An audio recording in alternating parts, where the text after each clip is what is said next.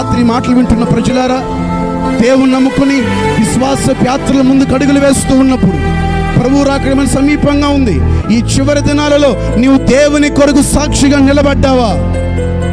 ప్రతికూల పరిస్థితులు ఎదురవుతూ ఉన్నప్పుడు, సమస్యలు ఎదురవుతూ ఉన్నప్పుడు, ఆటంకాలు ఎదురవుతూ ఉన్నప్పుడు, ఏమండి ఎన్ని రకాల ఏ పరిస్థితులు, ప్రతికూల పరిస్థితులు నాకు ఏమి ఎదురైనా సరే నా దేవుని కొరకు సాక్షిగా నిలబడతాను.